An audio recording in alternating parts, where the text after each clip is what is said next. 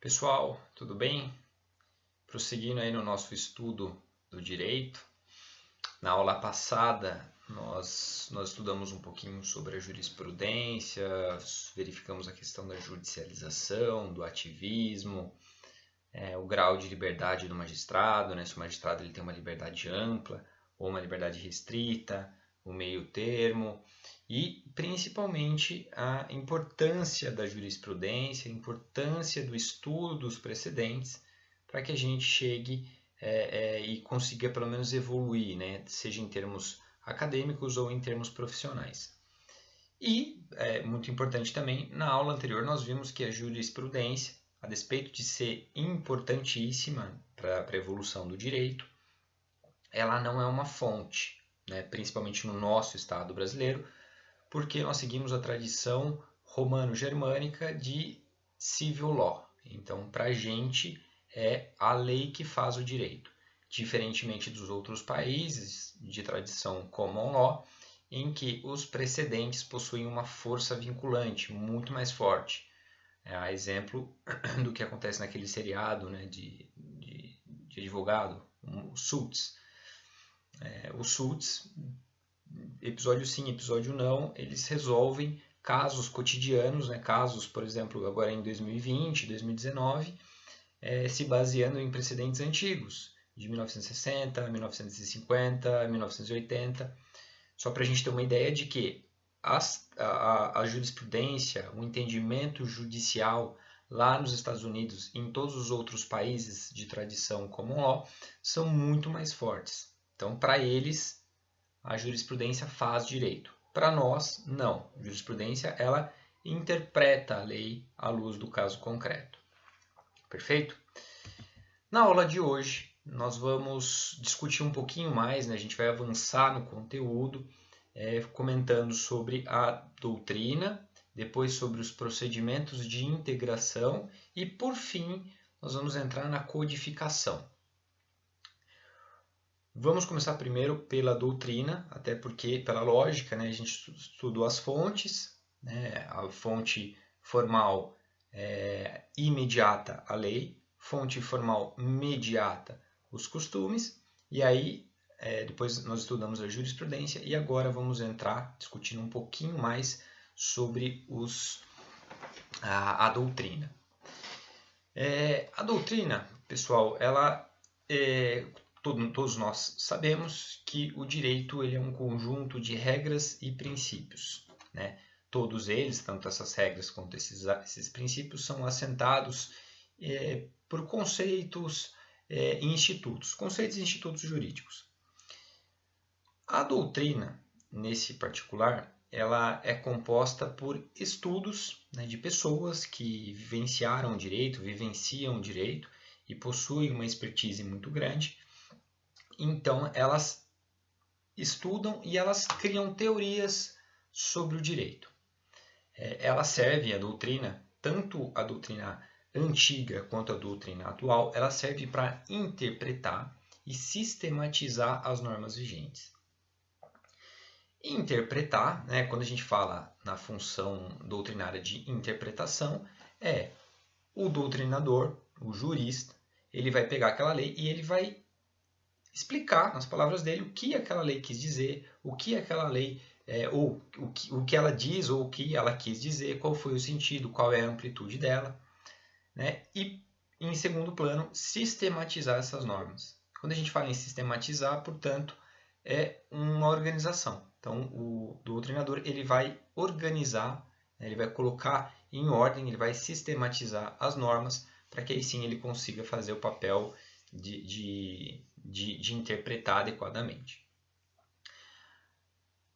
A doutrina ela é composta principalmente por estudos, livros, tratados, monografias, sentenças, artigos e por aí vai. A gente rotula de doutrina todos os conhecimentos técnicos, né, específicos de uma determinada área, produzido por pessoas com expertise. E o doutrinador, para ser assim considerado, ele tem que ter pelo menos 3 atributos. O primeiro atributo dele é a independência. Não há como a gente interpretar ou elencar um determinado doutrinador, sendo que ele não tem a independência, a isenção. Quando a pessoa escreve uma determinada doutrina, um determinado artigo, um determinado livro, essa pessoa tem que fazer com a intenção e o espírito livre e imparcial. Porque vamos imaginar uma ideia de que um promotor, né, e a promotoria ela recebe a pecha de acusação. Né? Então, quando a gente fala em promotor, já vem inconscientemente na nossa cabeça aquela figura que acusa, que quer punição, que quer aumentar a pena de um determinado réu. Vamos imaginar que um promotor escreva um livro de direito penal. Inconscientemente, por mais que ele não queira, quando ele pegar um determinado artigo da lei para ler, ele vai fazer a interpretação desse artigo com base no preconceito dele, com base na formação dele. Então ele vai olhar aquele artigo sob o viés da condenação, o que não é apropriado. E o mesmo se aplica, evidentemente, ao advogado. Então a maioria dos advogados, quando escrevem um determinado livro, principalmente os criminalistas, eles vão olhar aquela lei sob o viés da vanguarda. Não, olha, a gente tem que entender esse artigo para absolver, não para condenar, e por aí vai. Claro, não estou aqui advogando que nem promotor nem advogado tem que escrever livro. Não, muito pelo contrário. O que eu estou querendo dizer é que quando um promotor escreve um determinado livro, ele tem que tirar as vestes de promotor e colocar as vestes de um doutrinador. A mesma coisa com o advogado. Por quê? Toda escrita que ele faz, toda divulgação de conhecimento tem que ser isenta e tem que ser livre de qualquer preconceito. Segunda característica é a autoridade científica. Aquela pessoa ela tem que ter expertise, aquela pessoa tem que ter uma experiência prática, ela tem que ter um sólido conhecimento na área jurídica que ela vai escrever. Ela não pode simplesmente cair de paraquedas e falar: quero fazer meu nome na doutrina e vou começar a escrever hoje. Acabei de sair da faculdade. Não. A não ser que você seja um Einstein do mundo jurídico, aí tudo bem. Mas eu ainda assim eu acho muito difícil, porque a pessoa ela tem que ter um conhecimento, tem que adquirir um determinado conhecimento, e isso só vem com o tempo. Terceira característica é a responsabilidade. O doutrinador ele tem que ser responsável, não só para com ele mesmo, como para com os leitores e para o mundo científico. Então ele tem que ter responsabilidade em tudo aquilo que ele escreve. Ele não pode escrever hoje uma situação defendendo um determinado argumento e amanhã ele simplesmente esquece que ele escreveu isso e escreve uma outra coisa. Não, ele tem que ter uma coerência, ele tem que ter uma responsabilidade, inclusive com a inteligência dele. Né? Não é inteligente eu escrever uma coisa hoje e amanhã simplesmente mudar de opinião sem falar que eu alterei, né? Sem falar que eu mudei os meus valores. Mudar de opinião eu posso, claro que sim. Mas eu tenho que ser claro e eu tenho que ser responsável com o meu leitor, deixando claro que aquele posicionamento que eu escrevi lá para trás já está ultrapassado e não é mais dessa forma que eu encaro aquela determinada situação. E aí, meus caros, a doutrina, ela tem, né, além dessas características do doutrinador, a doutrina em si, né, o ato de você doutrinar, em si, ele tem três funções. A primeira função é a atividade criadora. O doutrinador, o direito, né, ele sempre tem que acompanhar a vida social. E para ele acompanhar essa vida social, o direito ele é dinâmico. Então ele tem que sempre se manter atualizado e, para isso, o papel do doutrinador é fundamental. Porque é o jurista que vai estudar a lei, é o jurista que vai criar teorias, é o jurista que vai criar princípios. Por isso que a gente fala que é uma atividade criadora. Ele fomenta a criatividade do legislador para que o legislador crie leis sempre mais atuais, sempre observando os valores daquela sociedade. Segunda função, da doutrina é o que a gente chama de função prática. O doutrinador, ele tem que fazer, quando ele começa a escrever uma obra, ele tem que primeiro sistematizar aquele conteúdo que ele vai escrever. Então ele tem que fazer esse trabalho prévio de sistematização. E ao fazê-lo, ele está nada mais nada menos do que organizando as ideias. Ele simplesmente está pegando as ideias do legislador, transformando na ideia dele. Concordo ou não concordo? E esse entendimento ele tem um viés prático, porque ele serve para, a partir do momento que você organiza, né, que você sistematiza a ordem, a pessoa, o leitor daquele determinado livro vai conseguir olhar aquela lei sob o viés da praticidade. E aí ele vai conseguir definir o alcance das normas, a revelação delas. E a terceira função é o que a gente chama de atividade crítica. O doutrinador ele não pode ser marionete de ninguém, né? Então ele tem que ter, como nós vimos, a independência. E o papel fundamental do jurista, nesse caso, do doutrinador, é quando ele analisa essas leis, ele tem que se submeter essas leis, submeter o ordenamento jurídico às regras, né, dos valores. Então ele tem que pegar isso e ele tem que ter uma atividade crítica de pegar a lei e falar: essa lei está de acordo com os valores dessa sociedade? Essa lei ela está correta? Essa lei ela está de acordo com a nossa Constituição? E aí ele faz isso sob o ponto de vista lógico, sociológico, ético, à luz da moral e por aí vai. Né? Tudo vai depender da linha do doutrinador. Mas é muito importante que ele desenvolva essa atividade crítica. Não simplesmente uma função de orientador. Não, ele tem que ter esse papel crítico. Quando ele vê uma determinada arbitrariedade numa lei, ele tem que deixar claro isso. Porque uma hora ou outra o legislador vai saber e aí o legislador vai ser instado a mudar isso. Por isso que a verdadeira doutrina, aquela doutrina eficaz, aquela doutrina válida e eficaz, ela precisa ter essa atividade crítica. E por que eu estou falando atividade crítica? Já até destacando o que eu comentei anteriormente. Porque tanto o legislador quanto o juiz, eles estudam a doutrina. Os dois estudam a doutrina. Ou pelo menos deveriam estudar a doutrina. E a partir do momento que o jurista, ele, através do senso crítico, ele aponta determinados erros ou aponta determinados acertos na lei, ele está oferecendo subsídios para que o legislador ou o poder legislativo mantenha sempre atualizadas as normas jurídicas. Porque o legislador vai ver, olha, realmente, fulano de tal falou que essa norma ela está consentânea com os valores daquela sociedade, então eu vou manter nessa linha. Ou também tem o outro lado, poxa, aquele doutrinador comentou que a norma está errada, né? A norma está anacrônica, está em desuso, então vamos mudar. Então ele fomenta, ele dá subsídios para o legislador manter sempre atualizada a lei. E por outro lado, o conteúdo dessa doutrina pode ajudar o juiz na formação do convencimento dele. É muito comum nós pegarmos decisões judiciais em que o magistrado ele cita doutrina. Conforme leciona Beltrano, segundo o entendimento de Cicrano. Então ele usa a doutrina como um amparo lógico.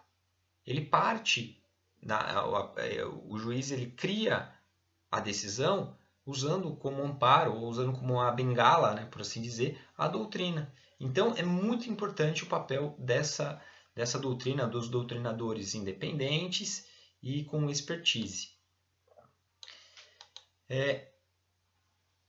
A doutrina, hoje, ela tem uma força muito forte, né? Não há como se negar que a doutrina, hoje em dia, ela é muito importante, assim como a jurisprudência é também. Só que, em anos passados, os doutrinadores eles tinham um papel fundamental. Eu digo fundamental porque, só a título de exemplo, na Idade Média, a doutrina chegou a criar, né, era interpretada como um direito modelo. Vou além. Na França, a doutrina ela era exposta pelos juristas, ela teve influência decisiva na elaboração do Código de Napoleão. Ou seja, o código, a lei, ela foi criada quase que exclusivamente com base no entendimento da doutrina. Nos doutrinadores, nos juristas que criticavam a determinada lei. O pessoal que compôs, né, a comissão para elaborar o Código da França se baseou quase que exclusivamente nessas leis. Em Roma Antiga, a doutrina ela teve uma influência também tão grande que ela chegou a alcançar a condição de fonte do direito. Lá em Roma Antiga, a doutrina era uma fonte, assim como a lei é hoje.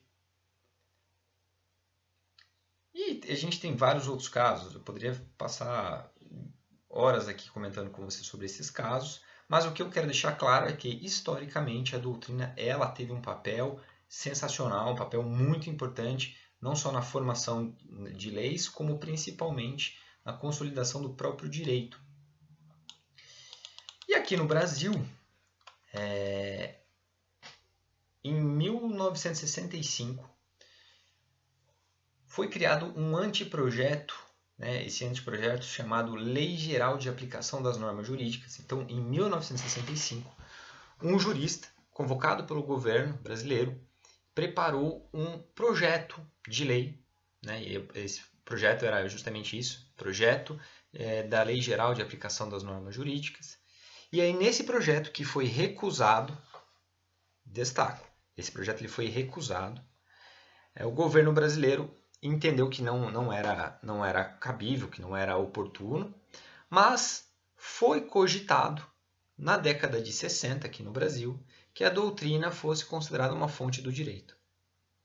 Então, a gente já teve essa discussão há algumas décadas atrás, e a gente entendeu, né, que a doutrina, apesar de ter uma importância muito grande para o direito, ela não pode ser considerada uma fonte. E aí, com isso, meus caros, eu finalizo a doutrina, essa parte da doutrina, e entro na questão da analogia. A analogia é essa que foi objeto do estudo da nossa aula passada. A analogia e os princípios gerais do direito, eles são duas hipóteses que compõem o que a gente chama de procedimento de integração da lei. Vamos lá, vamos começar do começo, né? Uma liçãozinha de casa para vocês é que vocês acessem pela internet o Decreto-Lei 4.657 de 1942. Esse decreto ele é mais conhecido também como Lei de Introdução às Normas do Direito Brasileiro, LINDB, mais conhecida também. E a lição que eu passo para vocês é para vocês lerem o artigo 4º, lerem com calma, o artigo 4º desse decreto da LINDB. Ela, em resumo, diz o seguinte: quando a lei for omissa, ou seja, quando a lei for deficitária, quando a lei deixar de falar alguma coisa que ela deveria falar, o juiz deverá decidir o caso de acordo com a analogia, os costumes e os princípios gerais do direito.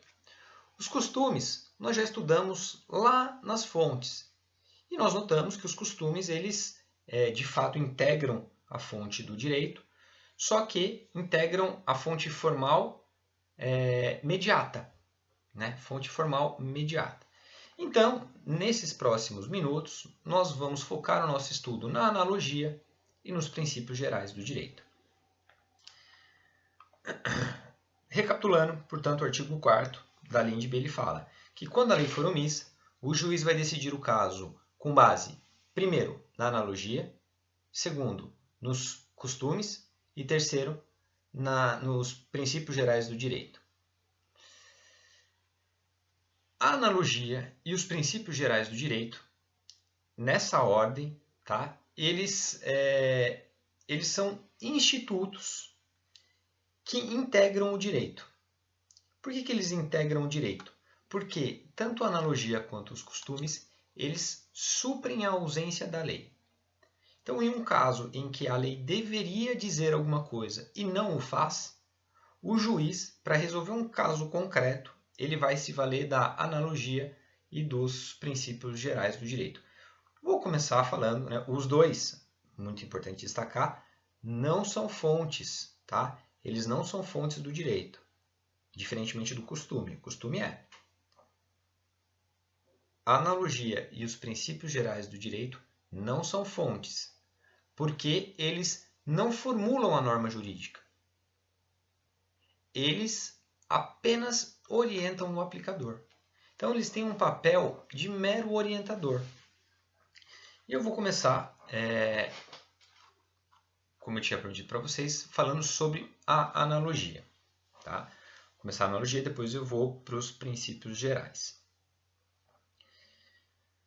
Pessoal, por mais inusitado ou imprevisto, previsível, né, que seja um determinado caso, né, se esse caso ele for submetido ao poder judiciário, ele tem que ser solucionado. Significa dizer que se cair um alienígena do céu e esse alienígena for, por exemplo, espancado até a morte pelos cidadãos brasileiros, esses cidadãos eles vão ser submetidos a um tribunal. E aí eu pergunto, o alienígena é uma pessoa? E aí a gente entra na questão. Ora, se for uma pessoa, pratica-se o homicídio. Se não for uma pessoa, não há que se falar em homicídio. Esse é um caso que o nosso legislador não resolveu. Né? Então, assim, é um caso super inusitado. A gente está tirando aqui da nossa cabeça, né? Da nossa cabeça criativa. Então, ele é muito inusitado e ele é imprevisível. Né? Eu não acredito que vai cair um extraterrestre do céu agora. Mas vamos imaginar que isso aconteça. E esses cidadãos que espancaram até a morte o ET, o extraterrestre, eles foram levados a julgamento do juiz.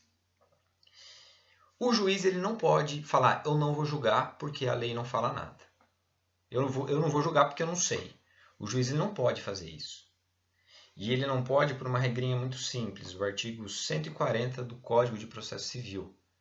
O artigo 140 ele fala, o juiz não se exime de decidir sob a alegação de lacuna ou obscuridade do ordenamento jurídico. No nosso exemplo, o juiz ele vai ter que falar, o ET é um ser humano ou o ET merece a proteção do nosso Código Penal. Entendem? Então, é uma situação inusitada e o juiz ele vai ter que julgar. Independentemente se ele vai condenar ou se ele vai absolver, ele vai ter que julgar. Nesse nosso caso, como não há lei, né, não existe nenhuma lei, o juiz ele vai ter que se basear sob a primeira regrinha do artigo 4º lá da LINDB, sob analogia.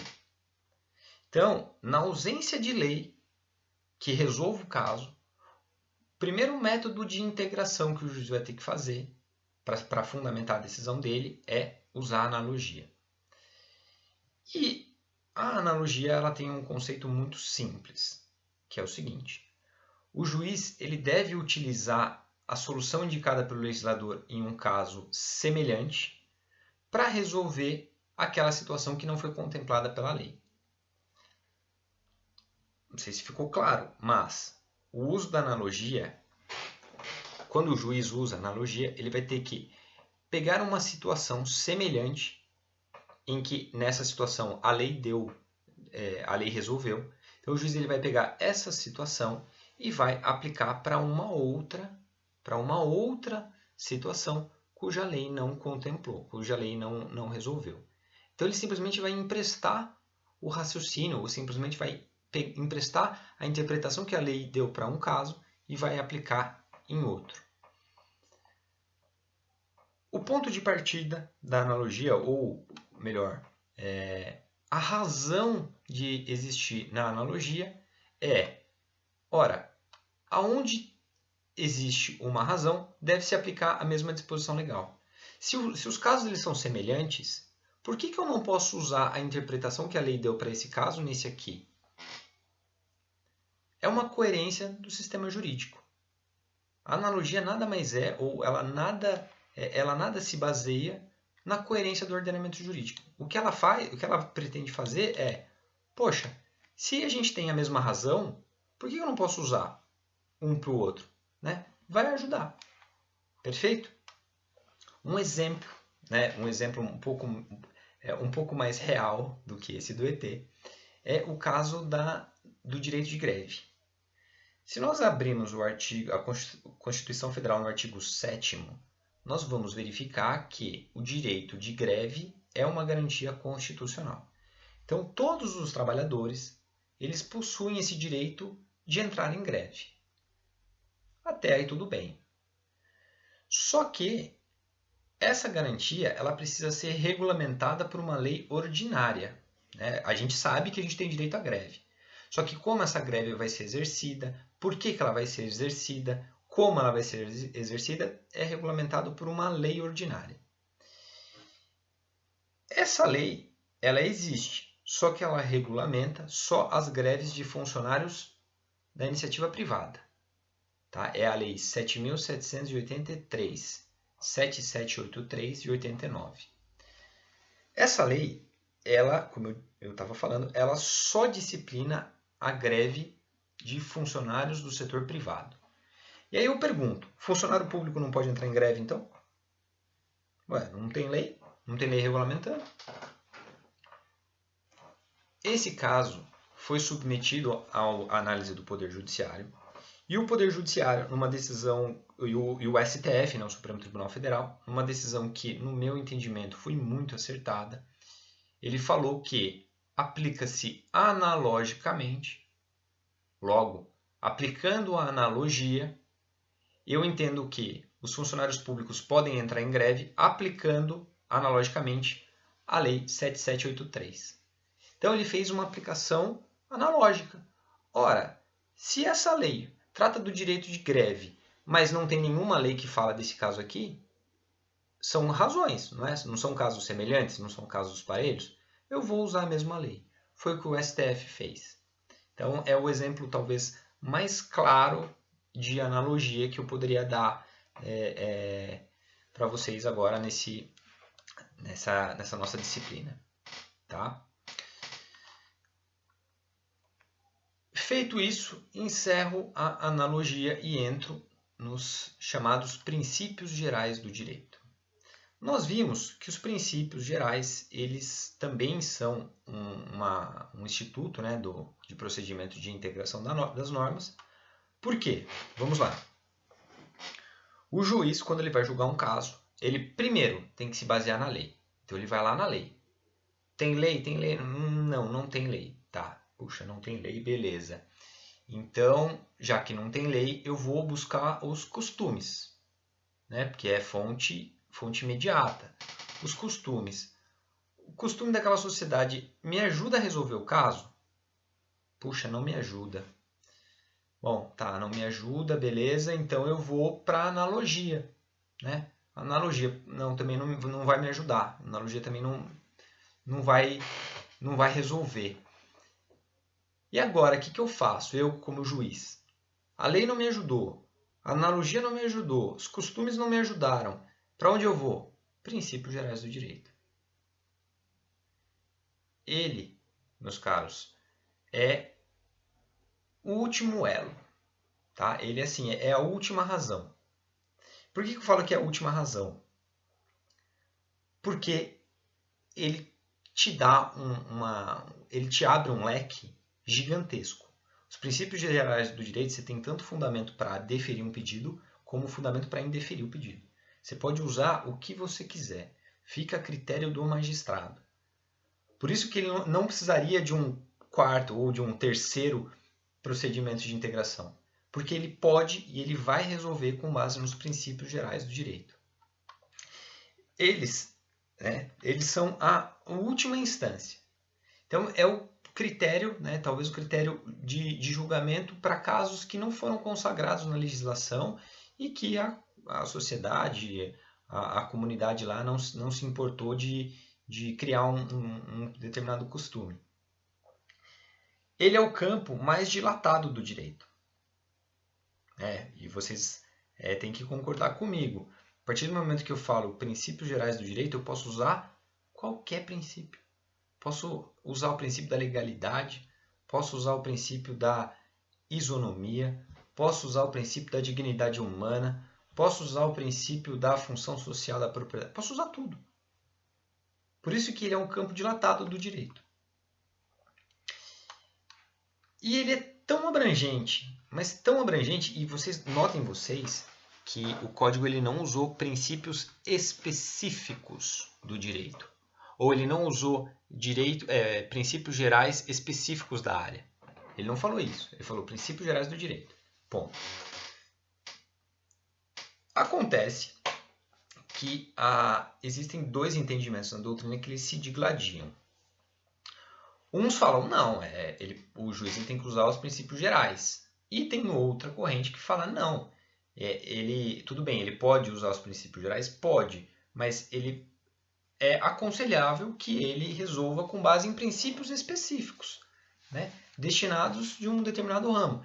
Então, se eu, juiz, estou julgando uma causa tributária, para resolver aquela causa, eu preciso usar princípios tributários. Se eu estou julgando um caso criminal, tem que usar princípios criminais. Previdenciários, mesma coisa. Civis, mesma coisa. Então, eles acabam se gladiando entre si.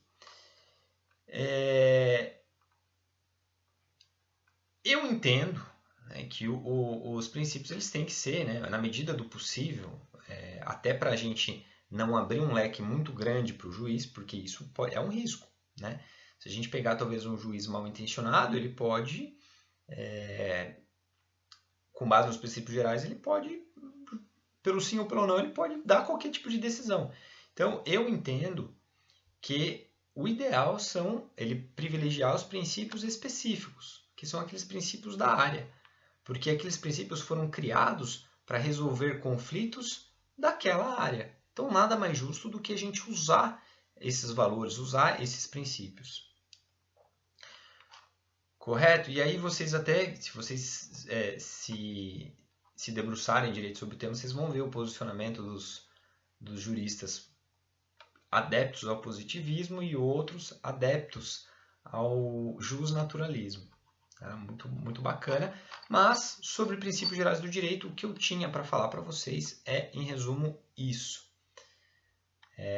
Ele é o último elo, ele pode salvar o juiz e ele vai salvar o juiz porque ele tem um campo super dilatado do direito. Com base nisso, eu finalizo os procedimentos de integração e entro no último tópico dessa nossa aula, que é a codificação do direito. Sobre a codificação, eu vou começar explicando para vocês que a sociedade, ela, desde sempre, ela anseia por segurança, né? Lá atrás, nas primeiras aulas, nós vimos isso. A segurança ela é uma busca permanente do ser humano. Algumas pessoas vivem em maiores seguranças, né? Preferem viver em maiores seguranças e com isso não conseguem evoluir ou não conseguem se desenvolver adequadamente. E outras vivem numa segurança um pouquinho menor, que são aquelas pessoas que se arriscam mais, etc. e tal. Mas, num contexto geral, a sociedade ela anseia por segurança. E essa segurança que eu falo não é só segurança física, é segurança jurídica, ou seja, uma segurança do direito. Nós queremos um direito mais definido, mais uniforme, mais organizado, né? E é por isso que os juristas eles precisam elaborar textos e códigos mais amplos e centralizados. Por quê? Um direito disperso em centenas, milhares de leis, esse direito ele pode não atender bem à segurança jurídica e, com isso, prejudicar a evolução natural das leis. Por quê? Seja porque o próprio legislador esquece elas, seja porque o próprio juiz desconhece a aplicação delas. O que pode acontecer? A gente presume que o juiz que ele sabe, né, todas as leis, mas na verdade ele não sabe, ele é humano igual nós e, enfim, ele não sabe. E prejudica os jurisdicionados. Porque a partir do momento que a gente tem centenas de leis disciplinando uma determinada matéria, é complicado, né? Porque eu estudo as leis, mas um médico não vai ficar estudando as leis. O médico ele vai estudar a doutrina de medicina. Então ele não sabe qual lei ele tem que seguir. Ele não sabe se aquela lei de 70 ainda está válida ou não está. Por isso que o ideal é que, na medida do possível, as leis elas sejam mais centralizadas.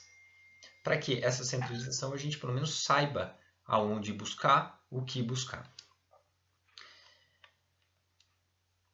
Isso tudo que nós estamos falando nada mais é do que a sistematização do direito. Então, a partir do momento que a gente organiza, que a gente centraliza, que a gente elabora textos mais amplos, mas deixa tudo centralizado, a gente está sistematizando o direito. E essa sistematização ela pode ser subdividida entre codificação e a incorporação. Tanto a codificação quanto a incorporação, as duas figuras, elas visam condensar o direito positivo. Condensar nada mais é do que unir o direito positivo. Então, tanto a incorporação quanto a codificação, eles pretendem isso, que é unificar, condensar o direito positivo, que é aquele direito escrito. Evidentemente, não dá para a gente juntar um direito consuetudinário, um direito baseado em costumes. A gente não consegue fazer isso. Né? São só aquelas normas, são só aqueles direitos positivos. E a incorporação, ela tem um trabalho, né? A incorporação e a codificação, elas são basicamente semelhantes, mas elas se diferenciam em alguns aspectos e eu vou explicar para vocês quais são esses aspectos. Sobre a incorporação, quando eu falo incorporação, eu estou me referindo às consolidações. Tá? Um exemplo talvez mais ilustrativo que eu possa dar para vocês é a CLT. A CLT não é Código de Legislação Trabalhista. A CLT é Consolidação das Leis Trabalhistas. Então, a CLT é o exemplo mais clássico de uma incorporação. Vamos lá, agora eu vou pontuar o que seria essa incorporação. Ela é um trabalho de natureza prática que objetiva agrupar em um só texto as normas dispersas em diferentes meios legislativos.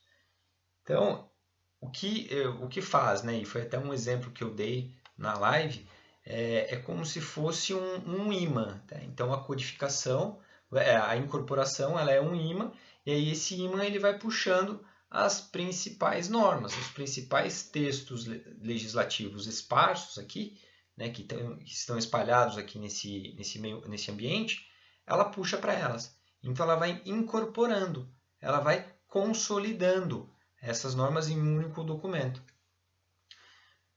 Por haver essa incorporação, e não uma criação propriamente dita, as consolidações elas não representam um grande rigor técnico e muito menos uma inovação legislativa. Por quê? A maioria dos artigos já estão todos escritos, já estão todos lá, já são leis. E aí eu simplesmente incorporo para dentro de uma consolidação, para dentro de um único documento. Já a codificação, né, ou o código, ele representa a ideia de unir textos legislativos, facilitando o acesso a eles. Até aí tudo bem, né, porque a incorporação também é unir textos legislativos para facilitar a nossa busca. A diferença é que o código ele é um conjunto sistematizado de normas jurídicas escritas relativas a um determinado direito. Pessoal, se a gente pegar a CLT e a gente começar a olhar a CLT, nós vamos ver que, apesar de ser uma legislação relativamente boa, antiga, mas boa, ela confunde um monte, ela não é sistêmica, ela não é sistematizada. Ela começa falando uma coisa, depois ela vai para outra, aí depois ela faz referência à coisa que ela falou lá em cima, e por aí vai. Então ela é relativamente confusa, né? A CLT ela é confusa, diferentemente do nosso Código Civil. O nosso Código Civil está todo organizadinho. Quando ele fala de contrato, ele esgota a matéria de contrato. Quando ele fala de negócio jurídico, ele esgota o conteúdo de negócio jurídico. Quando ele fala do uso capião, ele esgota o uso capião. Então, ele é um conjunto organizado de normas escritas relativas a uma determinada área do direito. Código Civil, Código Penal, Código Florestal, Código Tributário. Tá? Então, é um conjunto, então é uma união, né? É uma criação sistematizada de normas sobre uma determinada matéria. Ela reúne, então, em um só texto, disposições atinentes de uma ordem de interesse. Tá? Como eu disse, Código Civil, o Código Florestal, né? Apesar de não ser muito citado, mas Código Florestal, Código Tributário. E, diferentemente do que alguns podem pensar, não se exige um número máximo e nem um número mínimo para que um determinado documento seja considerado um código ou não. Então, nós podemos encontrar códigos com 150, 200 artigos, como nós podemos encontrar códigos com 1.600, 2.000 artigos. O que é importante para ser configurado uma codificação é a organização e a harmonização dos dispositivos legais. Isso tem que ter. Todo código ele tem que ter uma harmonização entre os artigos e uma organização natural, tá? Uma sistematização natural. E aí vocês podem me perguntar, professor, mas por que a CLT é uma consolidação e não uma codificação? Né? Ou por que a gente não tem um código de leis administrativas? A doutrina ela responde essa pergunta de uma maneira até um pouco aberta, mas é uma resposta que ela dá, de que nem todos os ramos jurídicos oferecem as condições para que se institua uma codificação. Porque, na visão deles, precisa primeiro, né, essa área jurídica, ela precisa primeiro de uma estrutura sólida principiológica. Então, aqueles conteúdos eles têm que ter princípios fortes, princípios específicos, uma base muito sólida principiológica. De fato, a legislação trabalhista tem, né? Então, nós temos princípios trabalhistas já consolidados. Princípio da proteção ao trabalhador, princípio da sindicalização. De fato, a gente já tem princípios. Só que, além dessa estrutura sólida principiológica, a doutrina ela indica também que a legislação ela tem que ter pouca oscilação ou pouca oscilação quanto às lacunas. O que significa dizer que a legislação sobre aquela determinada matéria ela tem que ser clara, objetiva. Ela não pode a todo momento ficar buscando regras, princípios, saídas em outras áreas. Então, ela tem que ter, além de um princípio forte, ela precisa ter também uma legislação mais concreta, mais enxuta, que resolva os problemas dela. Esse talvez seja um dos problemas da legislação trabalhista, porque todo momento ela sempre vem buscar alguma coisa no ramo do civil. Ela a todo momento vem buscar alguma coisa no processo civil. Então, para a doutrina, esses são os dois principais motivos pelos quais nem todos os ramos jurídicos oferecem a codificação.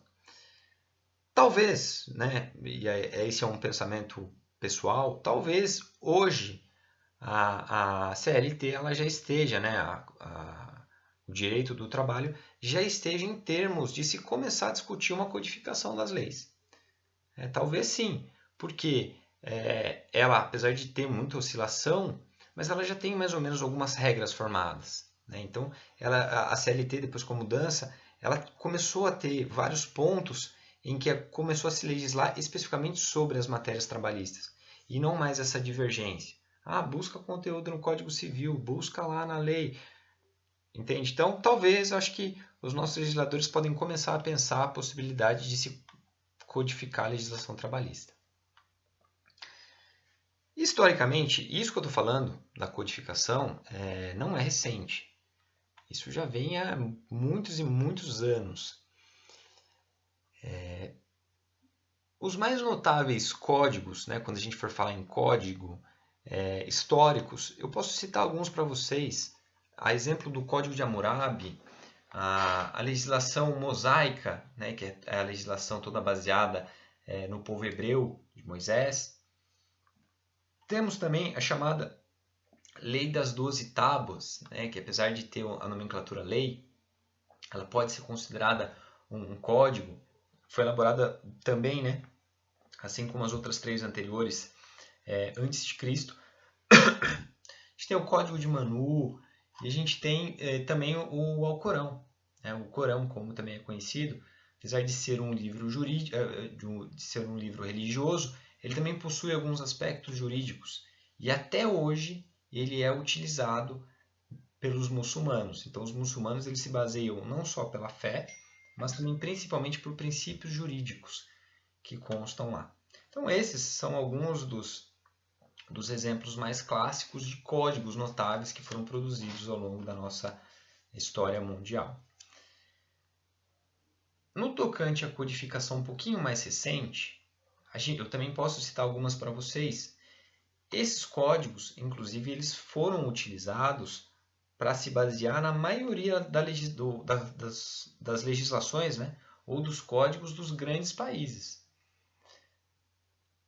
O Código Civil da Prússia é um código que está datado em 1794. Esse código ele foi reconhecido como o primeiro processo de codificação baseado em bases científicas, né? Lastreado em bases científicas, não em religião, não em moral, nada disso. Então foi um código, foi o primeiro código, considerado o primeiro código, que foi constituído com base em princípios científicos. Código da Prússia. Muito importante também que foi baseado, que deu sustentação para várias outras legislações. A gente tem o já mencionado Código de Napoleão, que é um código também muito antigo, data de 1800, e até hoje ele está em vigor lá na França. Tudo bem, foram feitas várias modificações? Sim, foram, mas ainda hoje ele está em vigor, né? O que significa dizer que é um código sensacional, porque para uma legislação vigorar por mais de 200 anos, né, um código civil que regula a sociedade, está em vigor por mais de 200 anos é porque não é um códigozinho qualquer, né? Inclusive o nosso código encontrou sustentação em algumas partes no próprio Código de Napoleão. A gente tem também o Código Civil da Áustria e vários outros. Experiência brasileira. Isso que nós estamos falando de codificação, da importância, não é novo também aqui para o Brasil. Então, as primeiras experiências de codificação brasileiras, elas ocorreram em meados de 1800. Tá? Em meados de 1800. Por quê? Em 1850, o Brasil já tinha o Código Comercial. Então, em 1850, o Brasil já tinha lá, já estava namorando com essa questão do código e foi criado o Código Comercial. Em 1830, vigorava aqui no Brasil o Código Criminal.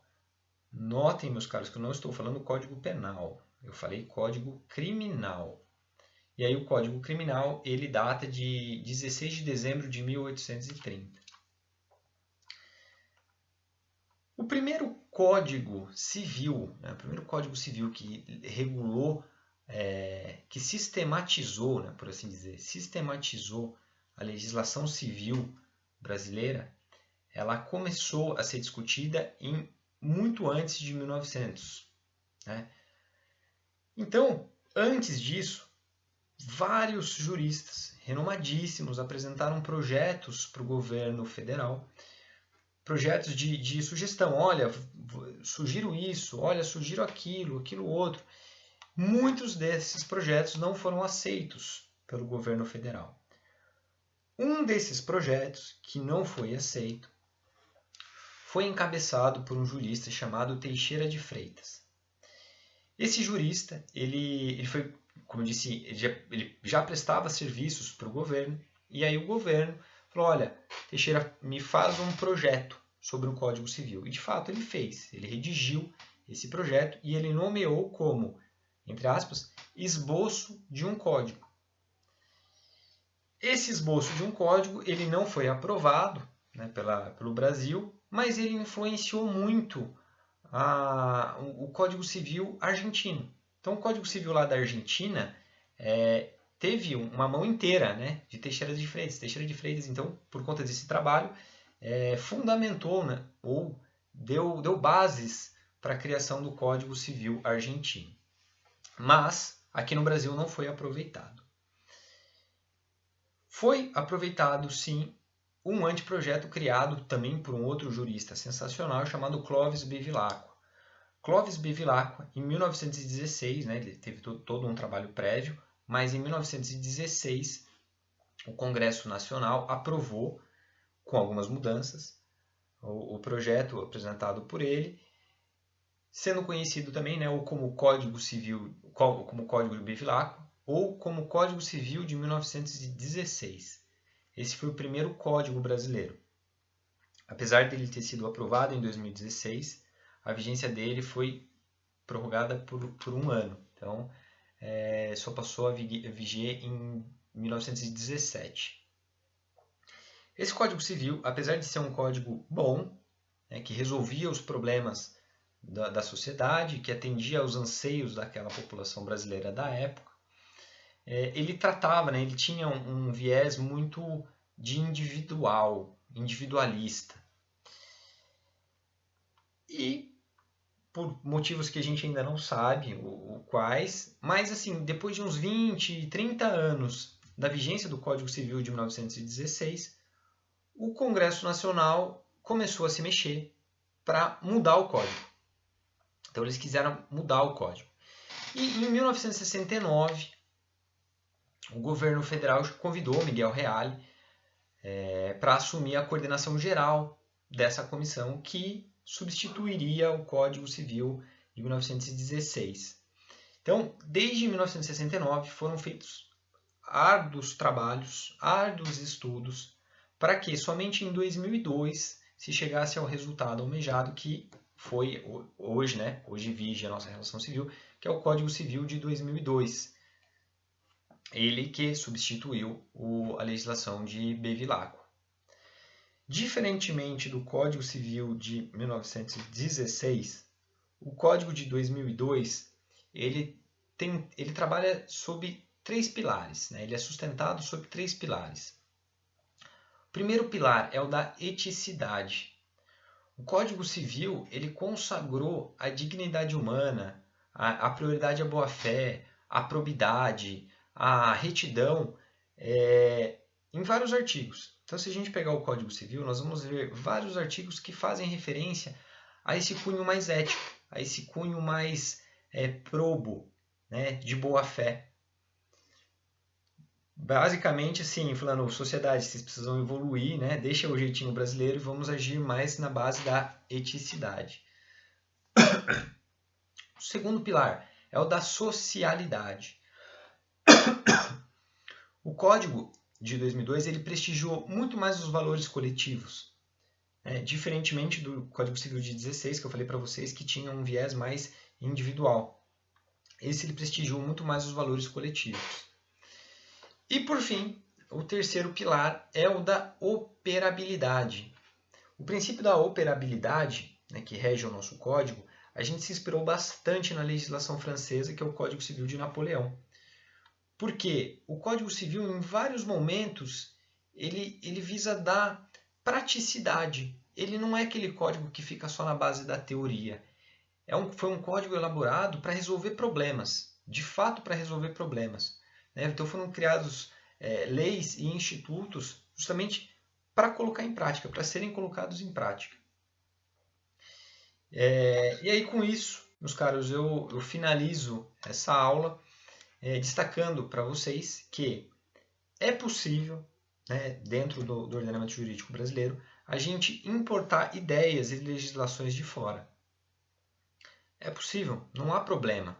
O nosso ordenamento jurídico ele pode ser construído com base em experiências europeias, americanas, chilenas, A gente pode, tá? Só há uma questão, né? Que para fazer essa recepção das normas alienígenas, que a gente chama aqui para o nosso direito, é muito importante que a razão legislativa daqueles países se apliquem à realidade social do nosso país. Sem haver essa correlação, sem haver essa harmonia entre a razão da legislação lá e a nossa realidade social, aí não há o porquê a gente fazer isso. A gente tem que incorporar boas práticas que sirvam para a gente. Incorporar por incorporar não faz sentido nenhum. E aí é com base nisso que eu destaco que o nacionalismo não é um valor positivo no campo científico do direito. Tá bom? Meus caros, finalizo essa aula, me alonguei bastante, mas eu acho que eu consegui passar todo o conteúdo. Fico à disposição de vocês caso haja alguma dúvida. Um grande abraço e mais uma vez agradeço pela parceria e a paciência de assistir o vídeo. Um grande abraço, até a nossa próxima aula.